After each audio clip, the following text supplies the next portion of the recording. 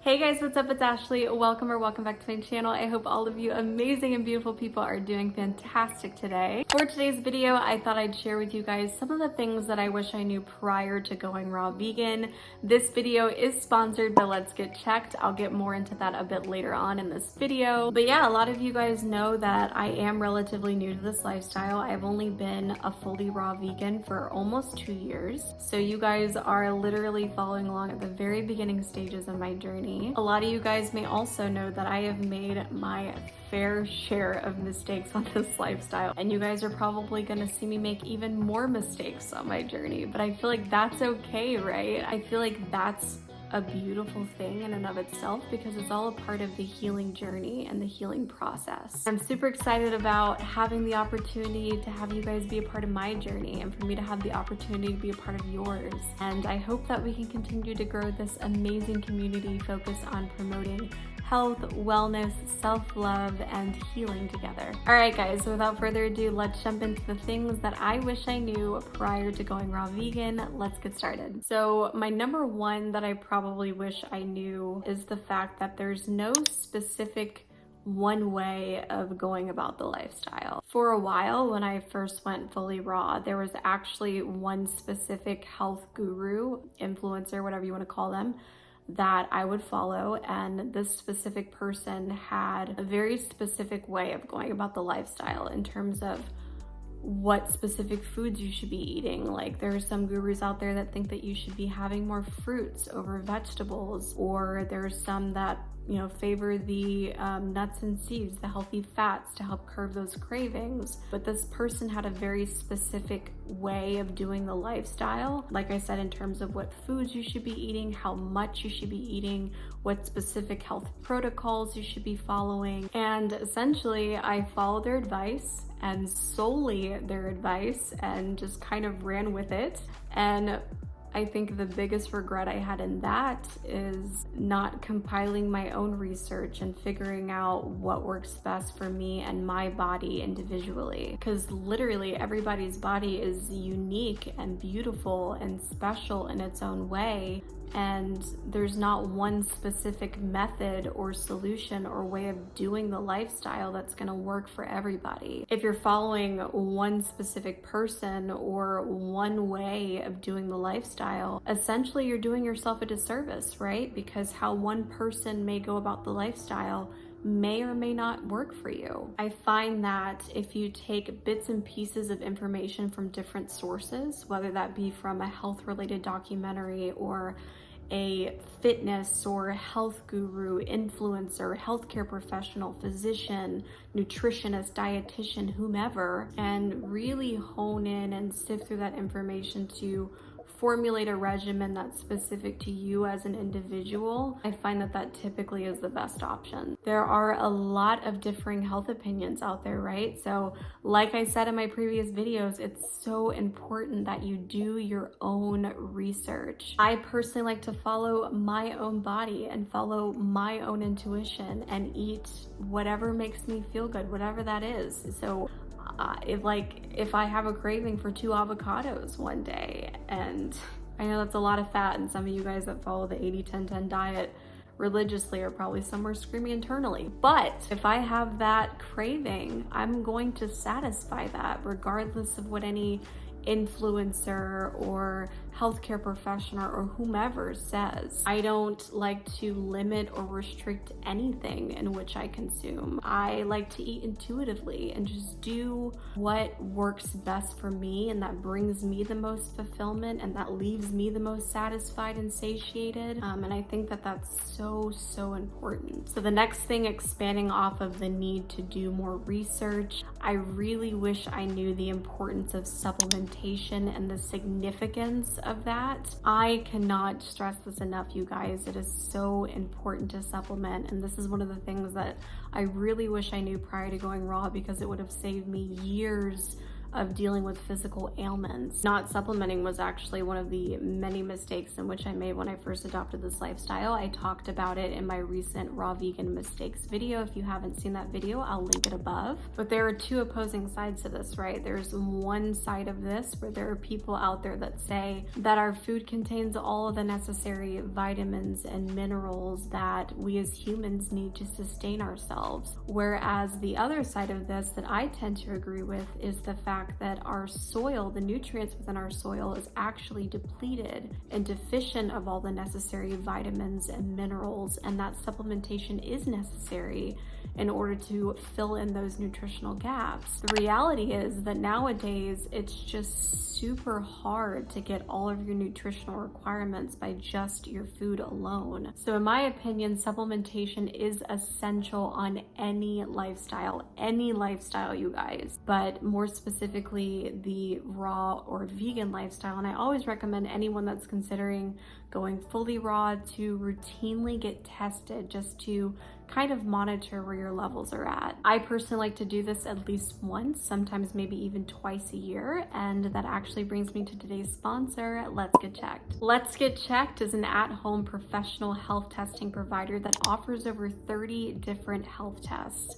Their mission is to make health testing easily accessible and ensure that no individual ever puts off a test due to not wanting to or not being able to visit a healthcare provider. I know for me personally that I get somewhat uncomfortable and slightly antsy in terms of going to the doctor. So if you're someone out there like me in that aspect, then Let's Get Checked is the perfect option for you because it allows you to avoid any uncomfortable office visits by providing you with access to at-home testing and professional medical consultations without ever having to leave the comfort of your own home. How amazing is that? The test that I'm currently taking is their micronutrient test, which tests for specific nutrients, one of which is arguably the most important on a raw vegan diet or a vegan diet, which is vitamin B12. The micronutrient test can provide insight into your diet and potentially identify any deficiencies that you may have and any of the essential vitamins and minerals that are critical to your overall health and wellness. If you end up becoming deficient in certain micronutrients, it can certainly take a toll on your body, both physically and mentally. So it's super important that you get your levels checked periodically just to ensure that you're getting all of your essential vitamins and minerals that you need. How it works is you will choose your test online and then your test will be delivered to your doorstep with easy to follow collection instructions. All you're going to need to do is activate your test, collect your sample, and then ship it off.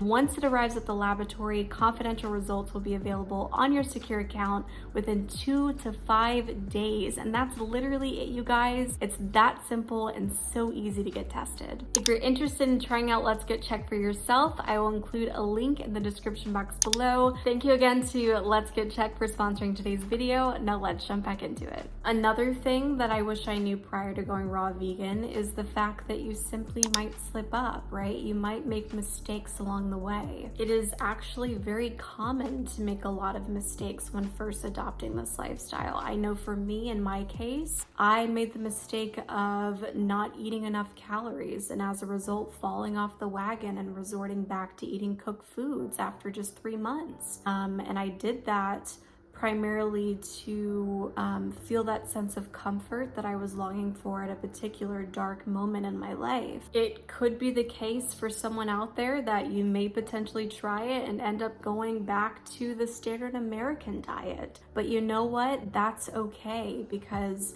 we're not perfect beings. I'm not perfect. I will never, ever claim to be perfect in any aspect of my life, but specifically with regard to diet and lifestyle, I have made my fair share of mistakes. But I've learned since becoming fully raw that it's okay to make mistakes and that it's okay to not be perfect. I really had to just learn over time how to be okay with making mistakes and how to successfully cope with that by not being so hard on myself.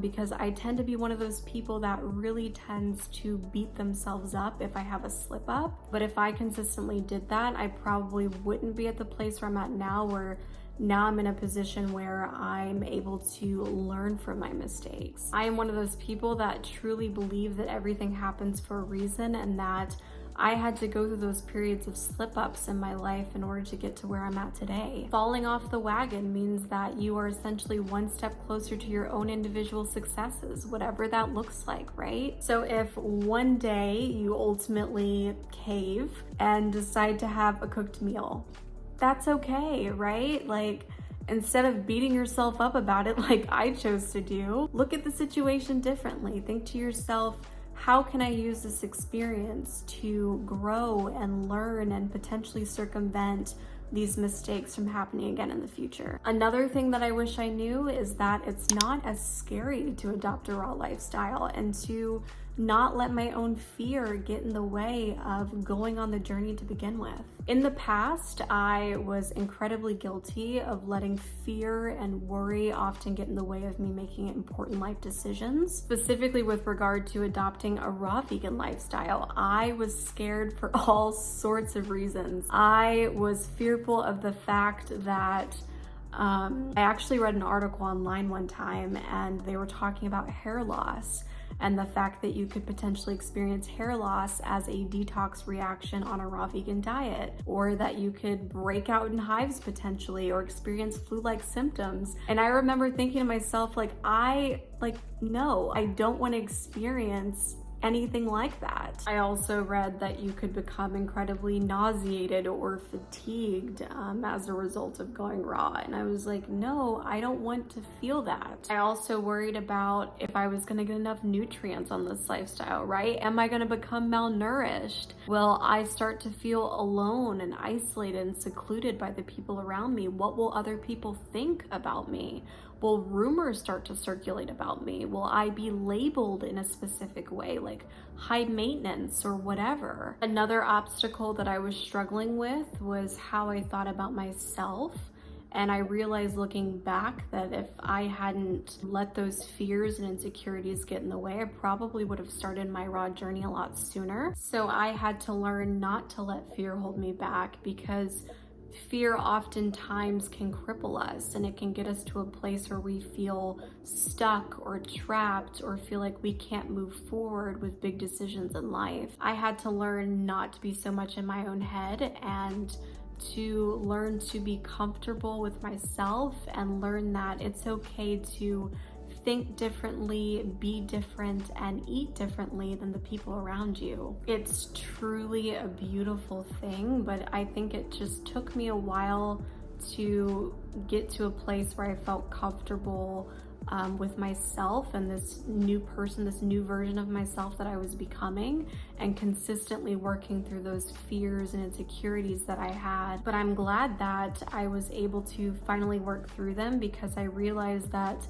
ultimately on the other side of that fear was the path to self-healing, self-love, self-discovery, and freedom for myself. Another thing that I wish I knew before I went raw is the fact that not everyone was going to support me in my decision to become a raw vegan, and learning to be okay with that. Sometimes this lifestyle can be very, very, very lonely. I'm sure a lot of you guys can relate to that, but discussing the social aspect of a raw vegan lifestyle is so incredibly important, because we currently live in a society that's heavily influenced by social media, and we tend to be influenced by our friends and our family, expectedly, right? Because we hold so much value in the opinions and perceptions of other people, especially that of the people that are closest to us. From my own personal experience, I was socially alienated by several close friends, people that I thought would never turn their backs on me regardless of anything. Especially my lifestyle choices. But when I told them that I was going raw, a lot of them just they looked at me like I was crazy. They thought it was extreme or weird. Like, a lot of them just thought it was absolutely ridiculous. And as a result of that, I was just cast off to the side. Like, literally no one talked to me for the longest time. The social isolation was actually so bad that I ended up falling into a really deep state of depression, to the point where I was questioning if I even wanted to do the lifestyle.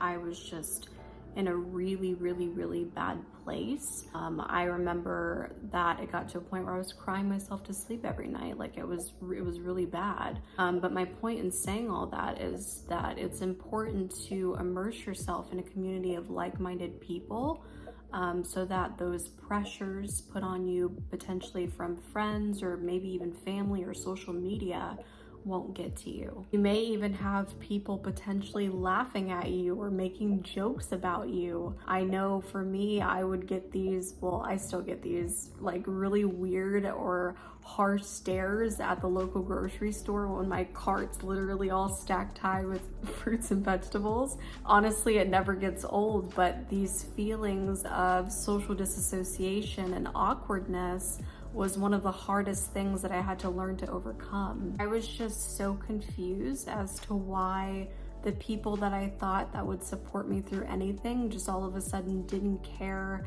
about the thing that mattered most to me. It was just truly devastating for me, which actually brings me to my next point, is that I really wish I knew why I wanted to become a raw vegan and really dug into the why part, because I feel like that part is just so essential when considering adopting this lifestyle. I think it's just so important to choose a reason that's personal to you, that's specific to you as an individual, and stick to it regardless of any person, any obstacles, any distractions, or any outside influences. There are so many different reasons as to why someone may want to eat more raw foods or fully adopt this lifestyle, right? But I think it's so critical to figure out your why to avoid feeling unmotivated, discouraged, depressed, out of place, or even potentially led astray from achieving your own personal health goals. I had to learn over time that not everyone is going to understand my personal reason for wanting to go raw, or some people might not even care to hear the reason, but that's okay, right? Sometimes it may be necessary to make some uncomfortable steps of potentially getting rid of certain people in your life.